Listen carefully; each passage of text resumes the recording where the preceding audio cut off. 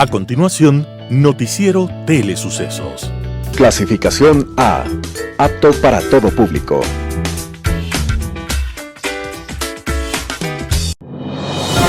Inicie el día bien informado. El mejor noticiero de la mañana informando para usted. Noticiero Telesucesos. Primera parte del noticiero Telesucesos con las noticias más importantes del día.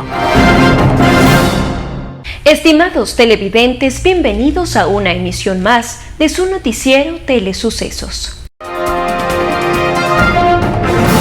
Un día como hoy.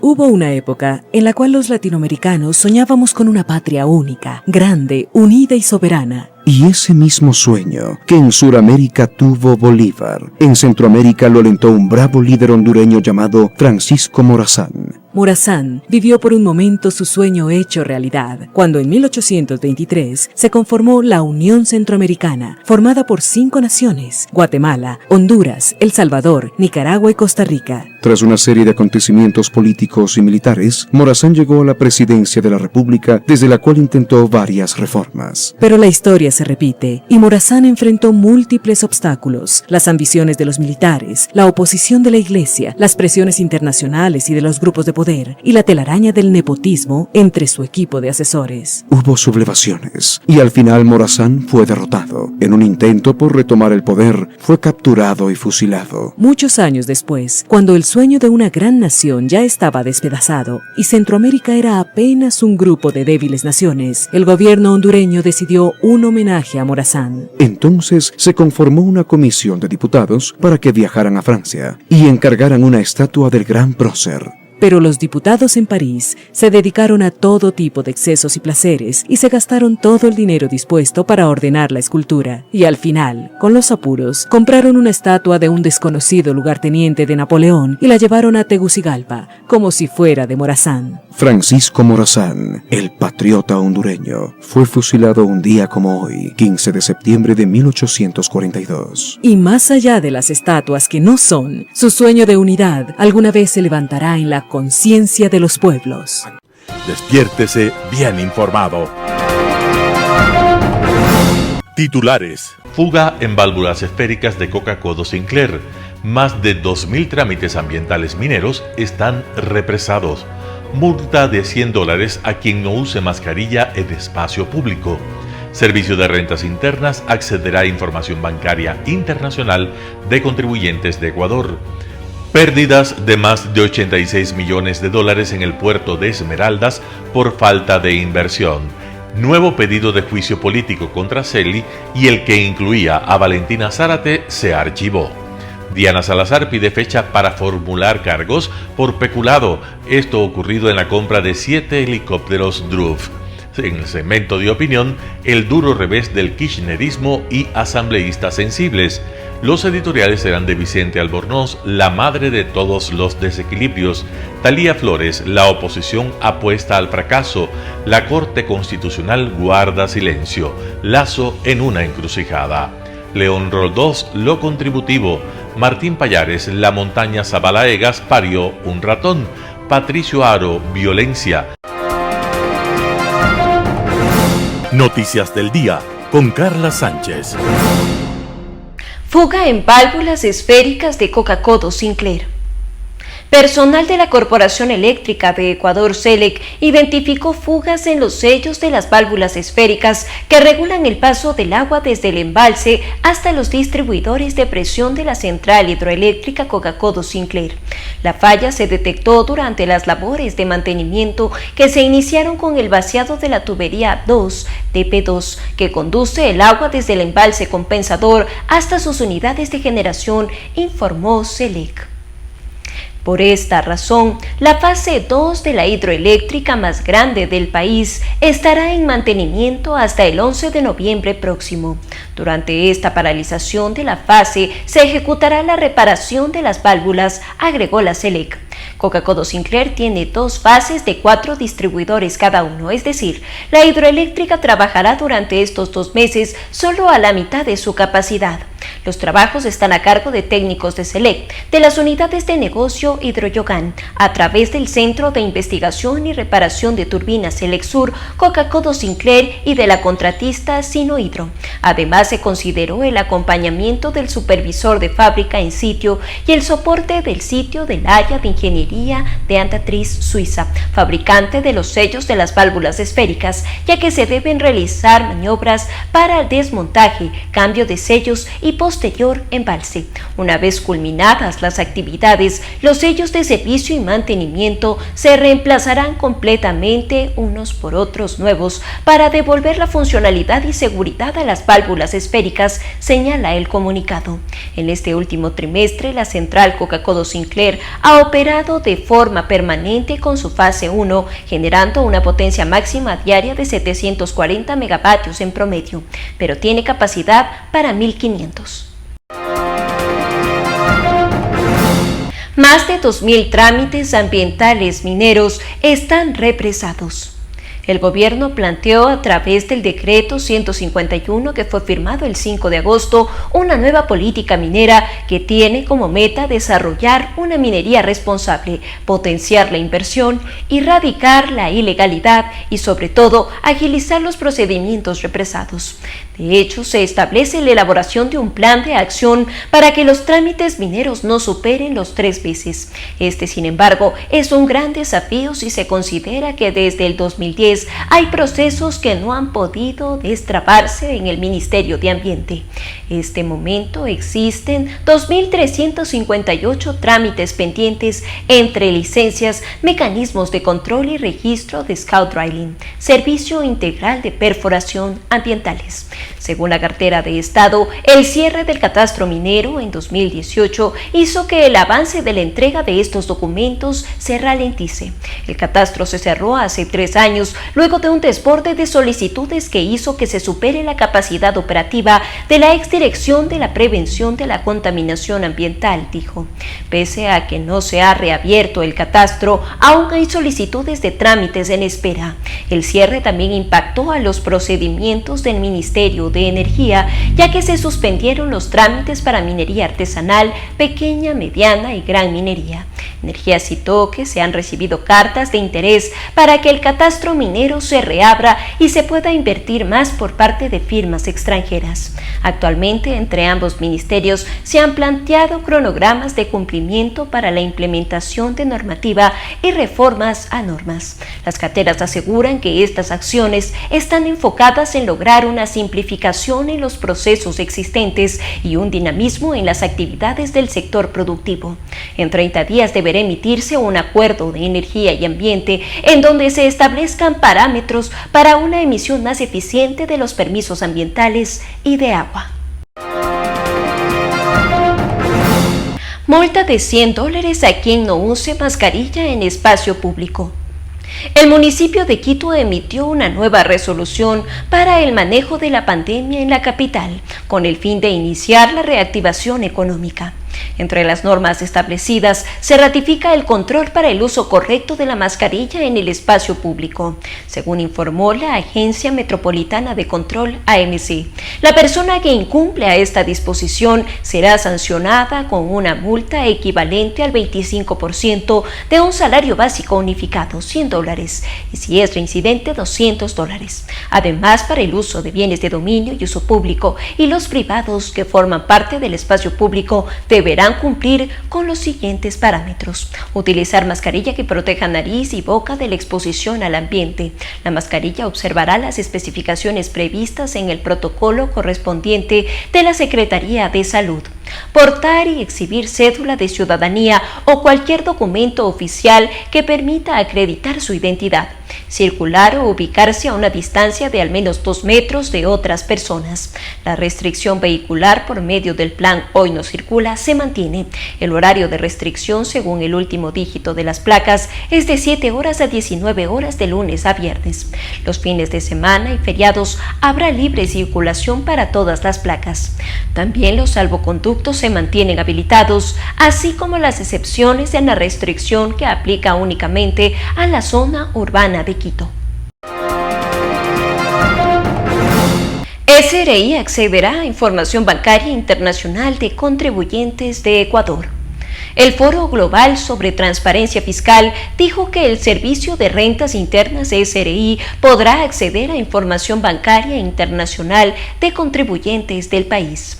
Eso porque el SRI cumple los estándares internacionales de seguridad y confidencialidad necesarios para el intercambio de información de cuentas financieras en otros países. Por lo tanto, la entidad podrá revisar información internacional de empresas y personas residentes en el país como titularidad de activos, ingresos, estados financieros, cuentas bancarias o financieras, contratos y transacciones realizadas en el exterior. La medida ayudará a fortalecer la lucha contra la evasión fiscal, aseguró Marisol Andrade, directora del SRI. Tras contar con la aprobación por parte del Foro Global, el SRI fortalecerá sus procesos de control, ya que contará con información de las cuentas financieras de aquellos contribuyentes residentes con posibles inconsistencias y diferencias en sus declaraciones, lo que de comprobarse generará los procesos sancionatorios respectivos, sostiene el comunicado del SRI. Agrega que la información también se utilizará para verificar mediante auditorías si los rendimientos obtenidos por contribuyentes ecuatorianos en el exterior han pagado los impuestos correspondientes en el país. El Foro Global de la Organización para la Cooperación y el Desarrollo Económicos es el organismo que lidera los trabajos en materia de transparencia e intercambio de información fiscal.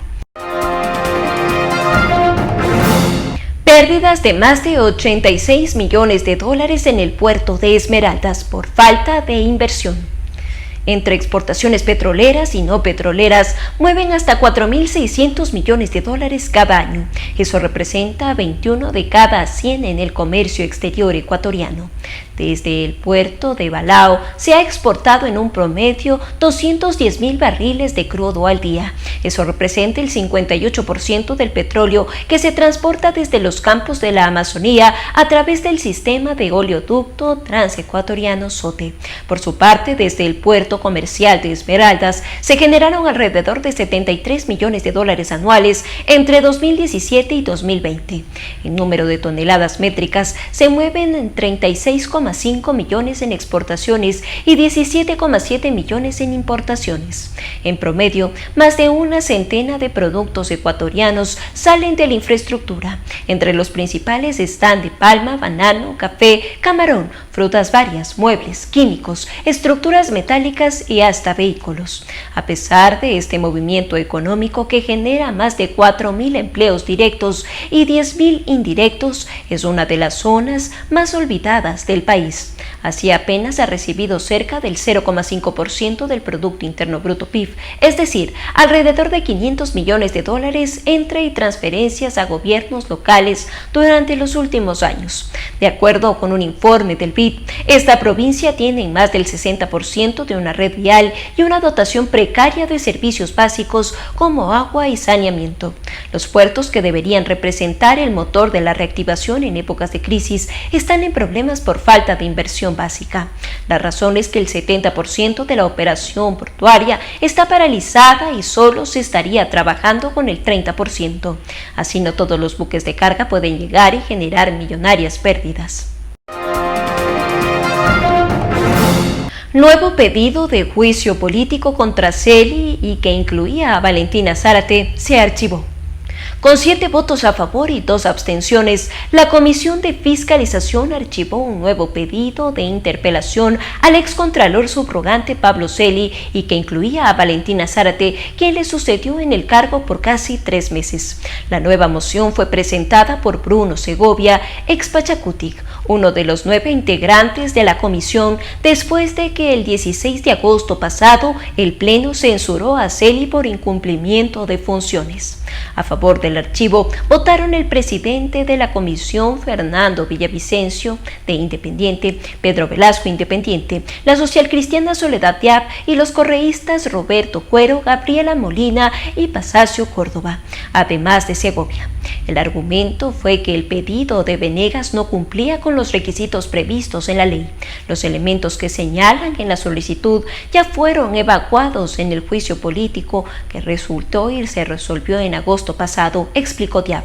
Villavicencio acotó que el sujeto procesado debe ser la máxima autoridad de la entidad de control y a esa fecha la doctora Valentina Zárate era la subrogante del subrogante.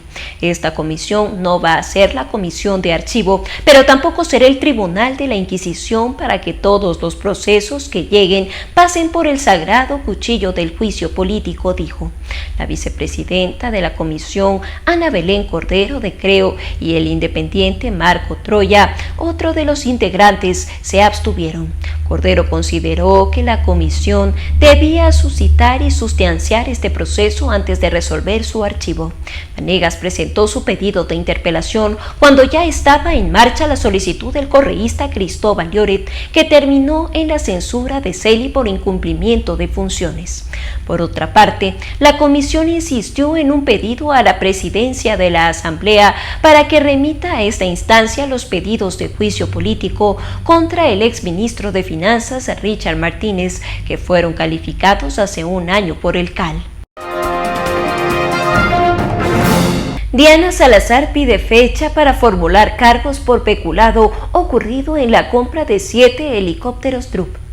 9 meses después de que un juez de la Corte Nacional de Justicia, CNJ, Iván León, dio paso al pedido de reabrir la investigación previa por el delito de peculado relacionado con la adquisición de helicópteros Drup en el 2008, la fiscal general Diana Salazar solicitó a la Corte Nacional fije día y hora para formular cargos contra un número aún no informado de sospechosos. Al final de una audiencia de cerca de 30 minutos, realizada el pasado 23 de diciembre del 2020, en la que la Fiscalía solicitó que se reabra esta investigación previa, el entonces juez León encontró adecuada la motivación presentada por la fiscal y aceptó el pedido para seguir investigando por el delito de peculado tipificado en el artículo 257 del Código Penal.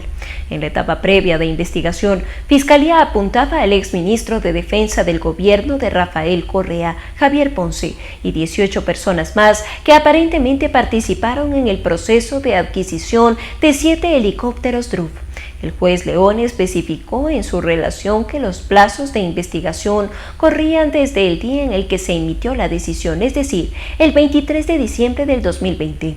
Salazar, en su intervención, explicó que el 14 de abril del 2016 el fiscal general de ese momento, Galo Chiriboga, solicitó a la presidencia de la CNJ el archivo de la denuncia, asegurando que a esa fecha no existían elementos para iniciar una imputación penal y que además era necesario el informe de Contraloría General del Estado, CGE, el informe de indicios de responsabilidad penal de la Contraloría, el cual era un requisito de procesamiento en el 2016, fue declarado inconstitucional por parte de la Constitución en julio de 2019.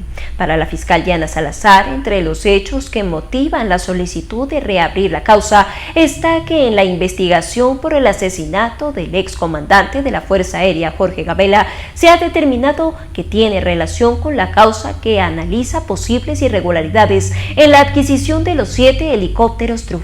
Además, que se habrían encontrado indicios que hacen pensar en el cometimiento de actos irregulares en el proceso de contratación, como que existieron retrasos y fallas en los repuestos de los helicópteros Drup. También se presentó el informe final de la Comisión Multipartidista de la Asamblea Nacional, que en sus conclusiones sobre esta negociación señalaría la existencia de procesos poco claros en la contratación, interferencias para la contratación, informes de Contraloría que adolecen la precisión y la falta de transparencia de la contratación. Segunda parte del noticiero Telesucesos, opinión de importantes personajes de la actualidad nacional en política, economía, salud y educación. Opinión. El duro revés del kirchnerismo. El pasado domingo 12 de septiembre se llevaron a cabo las elecciones primarias abiertas y simultáneas y obligatorias para las próximas elecciones parlamentarias en Argentina. De acuerdo con el sistema electoral argentino, las elecciones presidenciales y legislativas deben tener elecciones primarias abiertas a toda la ciudadanía, para así definir a los candidatos que competirán en cada una de las elecciones. Este 14 de noviembre se llevarán a cabo elecciones para renovar la mitad de la Cámara de Diputados y un tercio de la Cámara del Senado. Estas elecciones primarias se han convertido también en la oportunidad de medir el músculo electoral de cada uno de los partidos en Argentina y permite hacer una proyección del resultado final de la elección. Es por esto que las recientes primarias significaron un duro revés para el kirchnerismo, tanto por su derrota en 17 de las 24 provincias argentinas, como por la pérdida de sus bastiones electorales como la provincia de Buenos Aires, Santa Cruz y el Chaco. Estos resultados marcan el resurgimiento político del macrismo, tomando en cuenta que los resultados de las primarias serán prácticamente los mismos de las elecciones parlamentarias. La correlación de fuerzas en el Congreso cambiará y el resto del gobierno de Alberto Fernández será minoría. Sin duda, esto cambiará el escenario político para lo que resta del gobierno kirchnerista y lo obligará a replantearse la dirección de muchas políticas, especialmente las económicas. Para muchos analistas, a pesar de que el gobierno ha vacunado con una dosis al 60% de la población y con 2 dosis al 40% de los argentinos, los resultados son un reflejo del llamado voto económico. Este concepto asociado al comportamiento electoral indica que si los ciudadanos están conformes con los resultados económicos del gobierno, premiarán a sus candidatos eligiéndolos en las elecciones locales o regionales. Si los resultados económicos no son buenos, los ciudadanos castigan el oficialismo con su voto por la oposición al gobierno.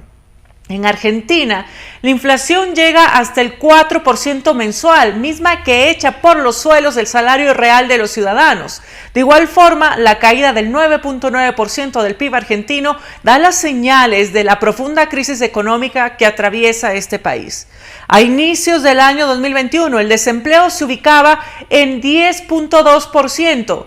Estos indicadores macroeconómicos, combinados con escándalos de corrupción en medio de la pandemia, fueron el cóctel perfecto para la estrepitosa derrota del oficialismo en las últimas elecciones primarias. Lo que ha pasado en Argentina debe ser un reflejo para todos los gobiernos de América Latina. Por un lado, los modelos económicos que le dan un rol protagónico al Estado sobre el sector privado están desgastados y no han generado progreso ni desarrollo para sus países, ya que dependen de coyunturas exógenas favorables. Por otro lado, también nos permite reflexionar sobre la importancia que tiene para la ciudadanía la situación económica. La ecuación es simple. Si el pueblo no tiene trabajo, no satisface sus necesidades, si no tiene que comer, lo demás pasa a segundo plano para la gente de a pie que vive del día a día de su trabajo. Argentina se ubica en el 6º lugar de vacunación completa en la región y, sin embargo, los resultados electorales fueron un duro golpe para el gobierno. Si queremos estabilidad política y gobernabilidad, actuemos con prolijidad en una reforma económica que dinamice el empleo en condiciones dignas para los ecuatorianos. Como dice el viejo adagio popular, cuando veas las barbas de tu vecino cortar, pon las tuyas a remojar. Opinión. Señoras y señores, los legisladores están sensibles, están con la sensibilidad a flor de piel. El antecedente no es otra cosa que declaraciones desde el Ejecutivo en el sentido de no recordar, menos de advertir. Yo no creo ni de lejos de amenazar y peor chantajear, pues no tiene sentido. No tiene sentido porque es evidente que un presidente de la República jamás podría convocar a una asamblea, podría convocar a una consulta popular partiendo del hecho de que, como no me hiciste caso, ahora te va la consulta popular. No es eso. La consulta popular es irle al pueblo a preguntar, ¿usted está de acuerdo en tal tema? Y el pueblo dice sí, como por ejemplo, ya lo dijo el 2018. Yo estoy de acuerdo que los corruptos nunca más vuelvan a ser candidatos. Es un mandato del pueblo. Yo estoy de acuerdo de que no exista reelección por toda la vida. Lo dijo el pueblo. Entonces, el presidente de la República, la ministra de Gobierno, algún que otro funcionario, le he dicho al país que existe la opción en la Constitución de una consulta popular si es que no tienen éxito en la Asamblea de que se traten proyectos que desde el punto de vista del gobierno y su obligación de gobernar del presidente de la República considera que son indispensables para conseguir los objetivos que el país demanda. El propio presidente de la República en un canal de televisión lo manifestó. Dijo, la Constitución prevé esto, una consulta popular. Y claro, sí han citado de que también existe la opción de una muerte cruzada. La sensibilidad ha llegado al extremo que la presidenta de la Asamblea, en la ciudad de Riobamba, si no estoy en un error, se da por notificada y dice, no voy a permitir el chantaje. No hay tal. Y solo quiero hacer notar algo. Hace algunos días, un legislador, si no me equivoco, el jefe de bloque de Pachacuti, dijo que rompían el acuerdo con el gobierno. Y el presidente de la República ese día se presentaba en un programa de televisión en vivo. Y el periodista le consultó, le dijo, presidente, ¿qué opina usted? Esto ha dicho el jefe de bloque de Pachacuti, que se rompe el acuerdo, y no se dio por notificado. No se dio por notificado. ¿Qué acuerdo? No, yo no tengo ningún acuerdo de gobernabilidad. Nosotros, con los legisladores de gobierno, contribuimos para destrabar ese pantano en el que estaba la Asamblea, que no podían elegir las autoridades, las dignidades. Creo que fue prudente, es decir, una actitud de esas apunta a que bajo ningún concepto se cierran las puertas de un diálogo y de una conversación, de un entendimiento y de acuerdos finalmente. Así que yo creo que en esta vez la sensibilidad ha subido, está hoy es más sensible el legislador.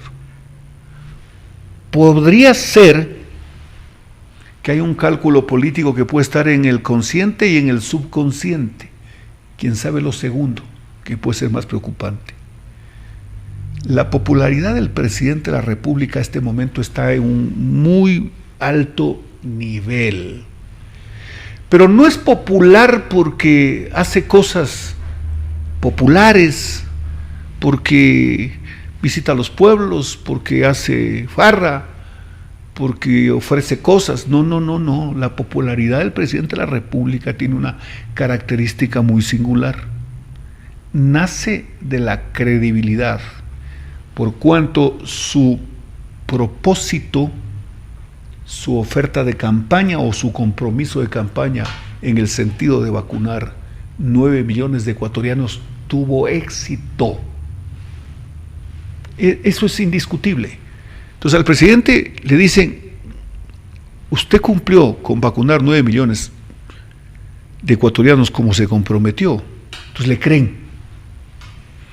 Entonces, ¿quién sabe que en el subconsciente de algunos legisladores dice, nos pregunta este momento el presidente algo, y desde luego va a conseguir un aplauso en votos? Yo no sé por qué tan sensibles. No sé por qué. Si es que un legislador dogmático dogmático. No quiere una consulta popular porque calcula que la mayoría del pueblo, del pueblo puede votar por algo que no va con su dogmatismo, perdónenme el término, salados. El pueblo es el que manda, pues. El pueblo es el que manda. Pero además, ¿por qué el presidente de la República, esa es una lectura de los acontecimientos, anuncia las opciones que tiene el mandatario, el gobierno, versus las declaraciones que se han dado en el sentido, por ejemplo, no aprobaremos la proforma presupuestaria? A ver un momentito, pues. Primero entérate. No aprobaremos ningún proyecto de ley que tenga que ver con la reforma laboral. A ver, ¿y qué sabes del proyecto de ley que está enviando el presidente de la República? ¿Por qué te opones antes de saber? Que nosotros no estaremos apoyando ninguna ley neoliberal. A ver, ¿cuáles son las leyes neoliberales? Bueno, yo no sé si hay una ley o alguna vez alguien presentó una ley que diga ley neoliberal. No. Es que nosotros no estamos de acuerdo con los tratados de libre comercio. Lo escuché a Salvador Quispe a propósito. Cuando se posesionó a la señora Guadalupe Llori, él casi a renglón seguido salió y le dijo al gobierno: no crean que aquí van a encontrar las puertas abiertas de par en par, en otros términos. No quiero repetir los términos. A ver, un momentito, pero primero deja que pase la posesión, pues. Entonces, ¿quién amenaza? ¿Quién advierte?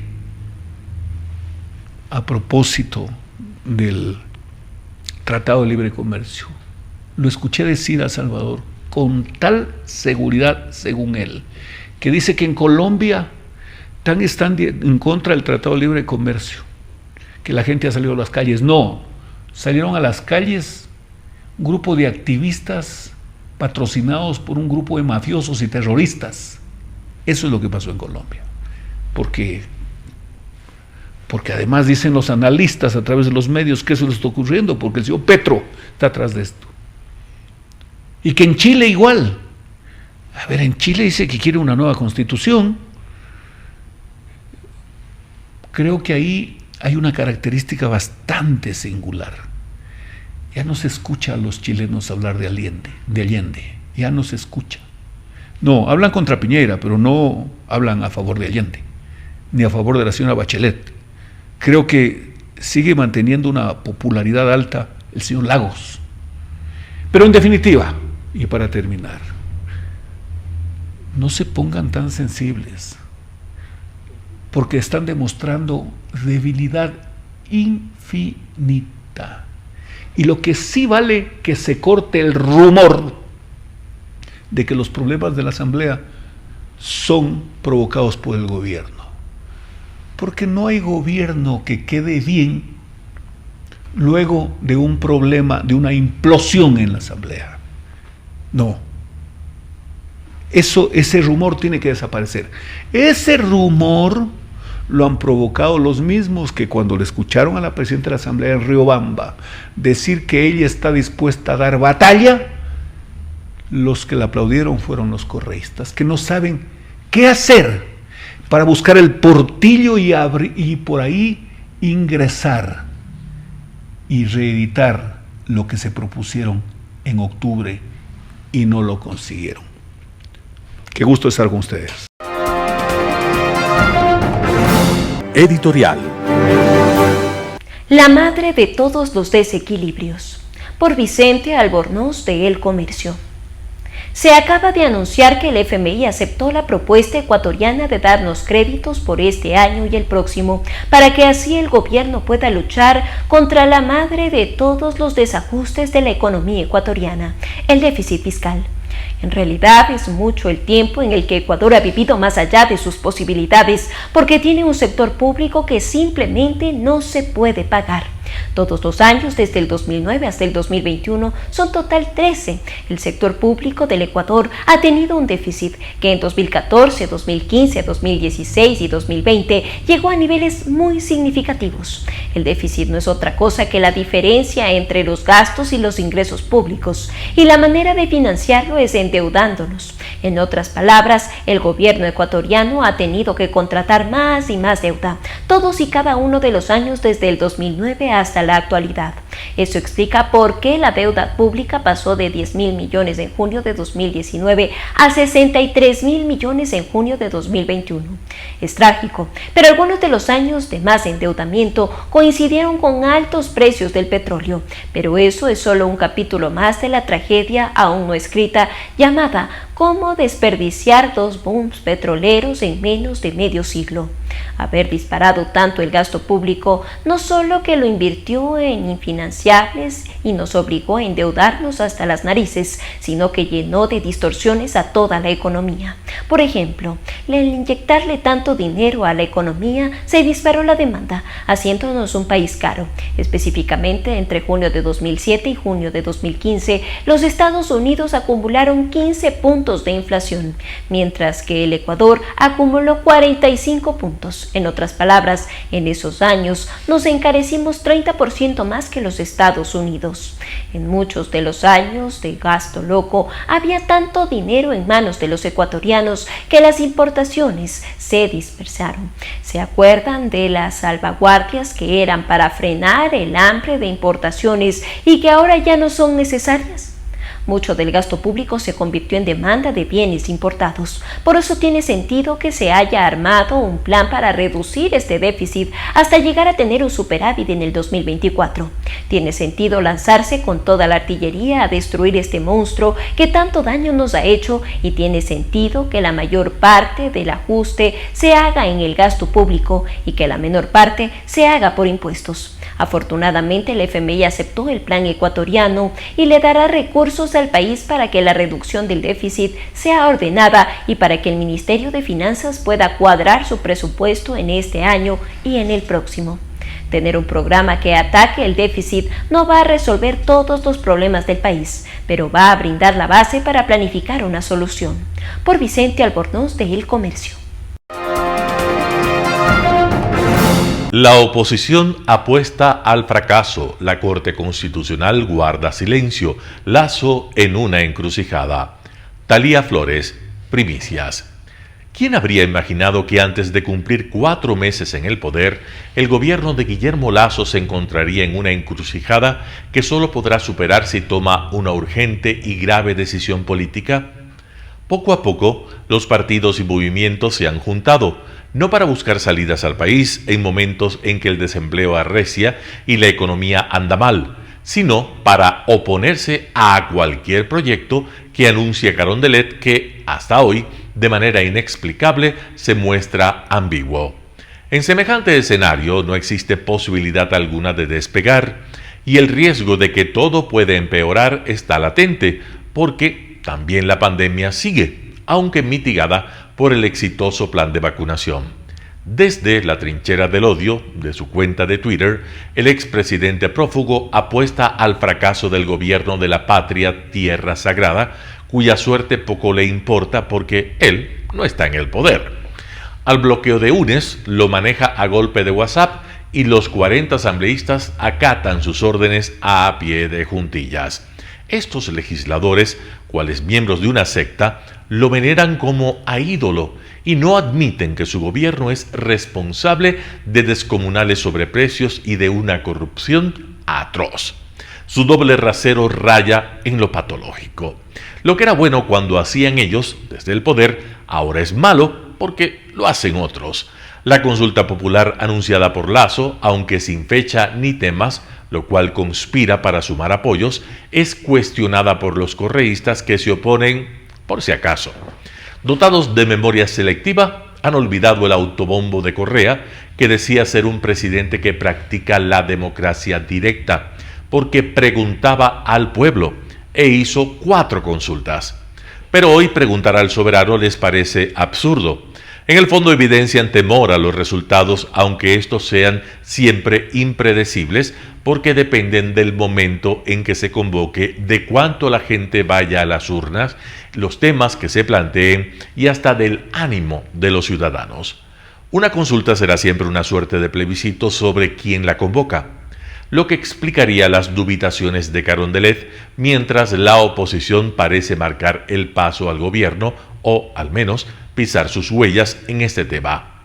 Las solas sospechas de que se consultaría sobre la dolarización y que pudiera convertirse en la pregunta ancla ha llevado al asambleísta Pavel Muñoz a anunciar que propondrá una enmienda para que en la Asamblea se reforme el artículo 303 de la Constitución para señalar que el dólar de los Estados Unidos es la moneda oficial de circulación. En la misma línea obstruccionista está el presidente de la CONAIE, Leonidas Issa, quien no oculta su animadversión al gobierno, al que suele advertir, desafiar y amenazar, mientras cada vez parece tener más influencia en el bloque de Pachacutic, movimiento que, como se ve, no ha sabido administrar bien su poder en el legislativo.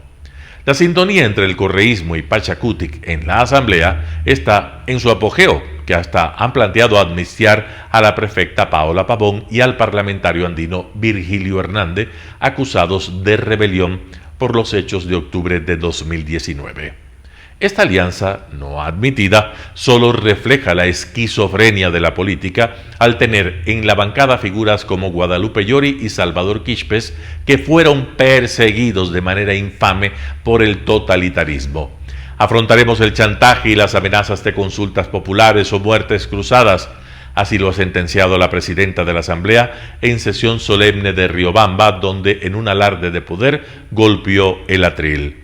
Sin aliados en la legislatura, el Ejecutivo siente la presión de enviar la megaley, a la que han llamado Creando Oportunidades, el nombre de su movimiento político, con reformas que de seguro serán deformadas o negadas, mientras que el tiempo corre y los apoyos a la consulta podrían decrecer si no hay el anuncio oficial. Y sabiendo que la alternativa es peor, el inmovilismo, que puede ser letal frente a tamaño escenario, es de suponer que el gobierno estará trabajando a marcha forzada para el listado de temas y para la elaboración de las probables preguntas con la participación de los mejores constitucionalistas y expertos. Y el reloj en contra. Los entendidos citan como puntos relevantes preguntar al pueblo sobre limitar las funciones, cuando no, eliminar el Consejo de Participación Ciudadana y Control Social, de varias enmiendas y reformas políticas y laborales, además de tributarias, y la dolarización, a sabiendas de que hay 40 candados constitucionales. En fin, mientras para la oposición que Lasso convoque a una consulta popular que todavía no ha oficializado suena a trompetas que anuncian el apocalipsis, la Corte Constitucional haría bien valorar los tiempos históricos del país, romper el silencio y dar respuesta al Comité por la Institucionalidad Democrática, que con el respaldo de 300.000 firmas de ciudadanos planteó una reforma parcial que incluye fortalecer a la Fiscalía y que fue archivada de manera absurda por la anterior Asamblea. Talía Flores, Primicias. Lo contributivo, por León Roldós de El Universo. La gestión de gobierno de Lasso, iniciada el 24 de mayo de 2021, cuenta con la simpatía ciudadana. El enfrentamiento a la pandemia de COVID-19, principalmente por la vacunación y la posibilidad de la reactivación de la economía, efecto de aquello, es su mayor logro. También está a favor de Lasso la percepción de valor ético, que no parcelará el poder para privilegiar acuerdos políticos. Viene siendo firme en sostener la necesidad del acuerdo con el FMI de no suspender la mecánica de ajuste de precios de los combustibles que inició el gobierno de Moreno, ofreciendo focalización de compensaciones a sectores que lo requieran, en propiciar desviaciones o asociaciones en áreas no privativas del Estado, así como en la búsqueda de las mejores relaciones con países con los que hay que celebrar o fortalecer acuerdos más allá de las ideologías. Su meta sería llegar en los 2 últimos años al crecimiento del 5% anual con generación de empleo por encima de 2 millones de puestos. Los desafíos principales están en cómo obtener financiamiento. De primera, la respuesta debería ser la recuperación de lo que por lo menos desde el gobierno de Correa se ha perdido por ilícitos sobreprecios, obras inconclusas, servicios no operativos y derroches que suman decenas de miles de millones de dólares. Pero esto no depende solo del Ejecutivo, sino de todos los engranajes del Estado, en los cuales también se multiplican las trabas. Y está la posibilidad de inversión extranjera. Lazo persigue llegar a los 30.000 millones de dólares, pero esta, para alcanzar flujos importantes, requiere el marco jurídico que la garantice. En cuanto a créditos, se privilegian los multilaterales y de gobiernos, pero no de preventa o comprometido con petróleo, de los que Correa abusó, y habrá que tomar definiciones en lo contributivo. El anuncio desde el gobierno viene siendo de un próximo envío a la Asamblea de un megaproyecto de múltiples reformas legales en la orientación de crecimiento de la economía, dentro del cual un segmento sería el contributivo. La edición, supongo equivocada, de cómo por una encuesta de empleo, desempleo y subdesempleo del 2020 se concluye que el 96% de la población tiene un ingreso per cápita menor a $1.000 y el 4% habría aparecido con ingresos per cápita por encima de esa suma. A este el gobierno consideraría el sector más pudiente del país. Para la imposición de cargas contributivas ha llevado a críticas, porque la clase media de $1.000 per cápita sería de apenas sobrevivencia, por encima del nivel de miseria, por lo que cuestan la vivienda, la alimentación, la educación de los hijos, el transporte y la salud, más cuando hay ancianos o enfermedades crónicas. La población del Ecuador a inicios del 2022 estará algo por encima del 17,6 millones de habitantes, incluyendo ancianos e infantes. Su 4% sería 704.000. Habría que esperar las precisiones del proyecto con la conciencia de que los menos de los realmente pudientes pagarán los tributos que se impugnan, porque los más que aludirán por la vía de los entramados de compañías, de fideicomisos y otros lamares de cifras. Por León Roldós de El Universo. La montaña Zabalaegas parió un ratón. Martín Pallares, 4 pelagatos. Si la Corte Constitucional llega a aceptar los argumentos que la defensa de Jorge Yunda sostuvo en la audiencia por la acción de protección extraordinaria que presentó ante ese organismo el vicealcalde Santiago Guarderas, habrá que eliminar de la institucionalidad del país algo que es sustancial a cualquier democracia republicana: el juicio político y la fiscalización política. La defensa de Yunda, representada por el apergaminado y seguramente nada barato abogado Jorge Zabalaegas, sostiene que la remoción de la que fue objeto por parte de los concejales atenta contra el principio de imparcialidad que debe prevalecer en un juicio justo. Esto, según Zabalaegas, porque los concejales, que son parte del comité de mesa y que prepararon el informe sobre el pedido de remoción para el conocimiento del Pleno, ya tenían un sesgo en contra de Yunda al momento de votar. Según la tesis de la defensa del alcalde removido, la Corte Constitucional debería negar, por este motivo, la acción presentada por Guarderas y aceptar la sentencia de la Corte Provincial que devolvió el cargo a Yunda, alegando que sí habían violentado sus derechos constitucionales. Para graficar su argumento sobre la imparcialidad, Zabalaegas trajo a cuento el caso de William Andrews versus los Estados Unidos en 1992, cuando un afroamericano acusado de 3 asesinatos apeló su sentencia a muerte porque no le permitieron recusar a uno de los miembros del jurado, al que se le encontró una servilleta en la que había escrito la frase «Cuelguen a los negros». En el relato de Zabalaegas, a Andrews, al igual que a Yunda, se les ha conculcado el derecho a recusar a un juez que no era imparcial. La tesis de Zabalaegas tiene un problema voluminoso que fue observado por el equipo de la defensa de Guarderas. La remoción de Yunda no fue un juicio penal, como el caso de Andrew, que citó, o administrativo que se procesa dentro de la justicia jurisdiccional, donde debe primar el principio de imparcialidad en los jueces, sino que es un juicio político, donde los jueces, que son los concejales, son fiscalizadores políticos, a los que legalmente no se les exige imparcialidad. Además que todo el sistema de control político para casos como el de Yunda está regulado en el Código Orgánico de Organización Territorial COTAT, que en ningún momento menciona sobre la necesidad de que un concejal deba excusarse de votar si antes fue miembro de la comisión de mesa. La pretensión de Yunda y su defensa significa que, por ejemplo, un asambleísta que es miembro de la comisión de fiscalización y que ha hecho un informe recomendando la censura de tal o cual ministro, debe excusarse de la votación en el Pleno. Como dijo Emilio Suárez, uno de los abogados de Guardera, sería el fin del juicio político y de la fiscalización. Este juicio no es penal ni administrativo, es político, dijo el abogado Emilio Suárez, como si estuviera explicando a un niño la diferencia entre una pelota de tenis y una vaca lechera. La argumentación de Zavala Egas parecía además ignorar una parte fundamental del escrito de Carla Andrade, la juez ponente de la Corte Constitucional, cuando abocó conocimiento del caso y que expone su pensamiento sobre este tema. Ahí, Andrade hablaba sobre la necesidad de que la Corte conozca el recurso presentado por Guarderas para establecer un precedente sobre los procesos de control político.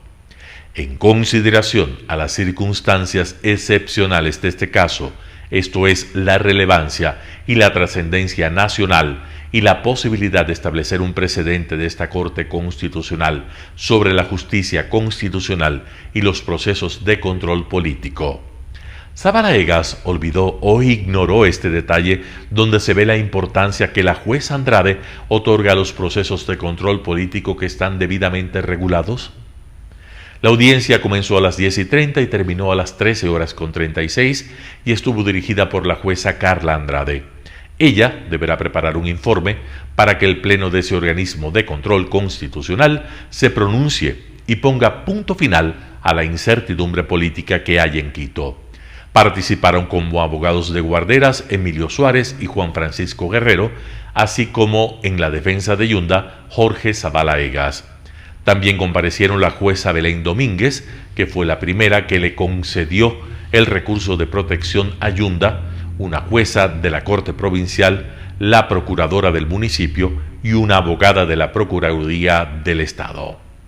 La defensa de Guarderas también sustentó su posición en la idea de que el Tribunal Contencioso Electoral, que es el organismo encargado por la Constitución y la ley de verificar si un proceso como tal al que fue sometido Yunda cumple con todos los requisitos legales y de debido proceso, validó este proceso. Si se acepta que la Corte Provincial puede echar abajo una decisión de ese organismo por un recurso de protección, ese organismo simplemente dejará de tener sentido.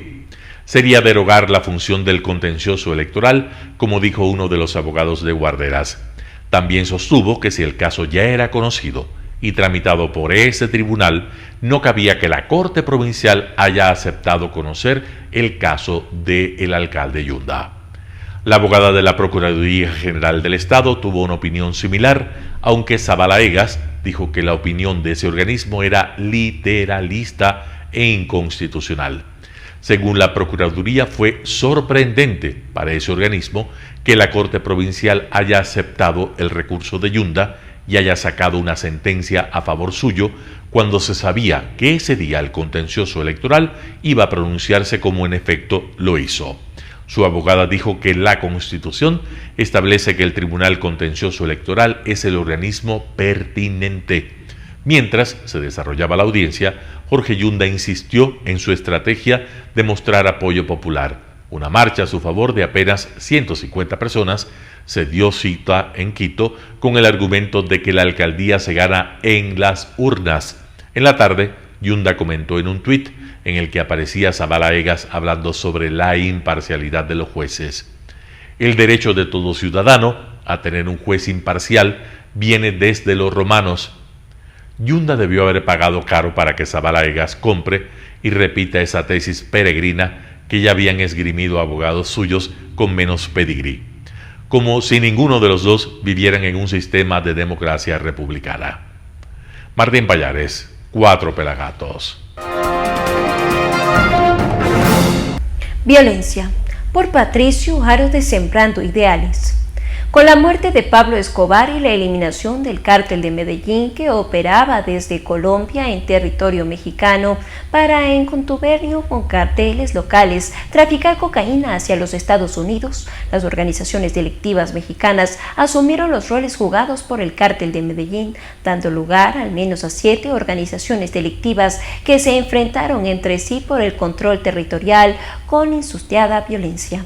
La violencia desatada por los nacientes cárteles mexicanos obligó al gobierno de Felipe Calderón a declarar la guerra a partir del 11 de diciembre del 2006, fecha en la que desató a más de 6.000 soldados a Michoacán para enfrentar a los cárteles más violentos, el cártel del Golfo y el cártel de Sinaloa.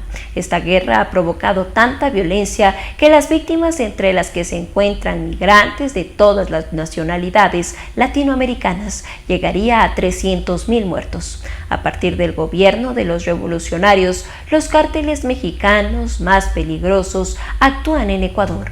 El cártel de Sinaloa y el de Jalisco Nueva Generación, con la finalidad de controlar los corredores y las redes de apoyo para el tráfico de cocaína. Las rutas marítimas se inician en las ciudades portuarias y costas ecuatorianas y las rutas aéreas en las pistas clandestinas cercanas a ellas. Los cárteles de Sinaloa y Jalisco Nueva Generación actúan bajo la protección y seguridad de organizaciones delictivas nacionales. Los pioneros serían la Fuerza de Seguridad de Sinaloa y los Lagartos de Jalisco, por lo que la disputa territorial está en manos nacionales y por eso Ecuador dejó desde hace 14 años de ser la isla de paz y ciudades como Guayaquil, Durán y San Borondón se han convertido en las más violentas del país por la cantidad de muertes. Los cárteles mexicanos actúan con las mismas características de la violencia desatada en su país. Debemos recordar que hace pocos días se asesinó a una persona en Guayaquil y se esperó su sepelio para completar la masacre y el ajuste de cuentas.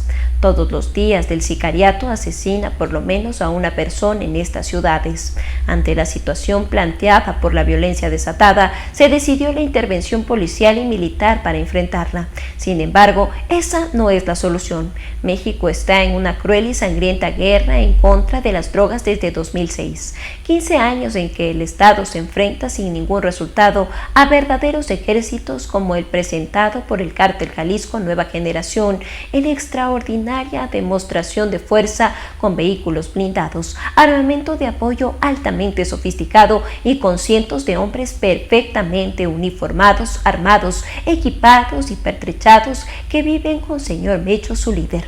Con las intervenciones militar y policial en los cantones guayacenses hay el peligro de desatar más violencia. La alternativa es actuar en contra de las grandes empresas que auspician el narcotráfico, que incluyen actores judiciales y políticos, y en contra de aquellos que se oponen a la instalación de radares para controlarlo.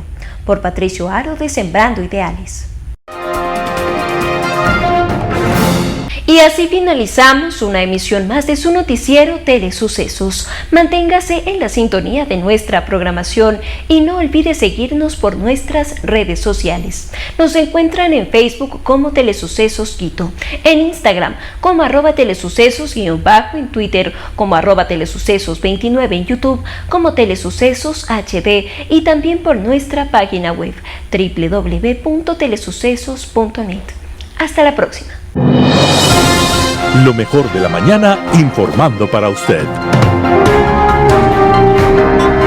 Noticiero Telesucesos.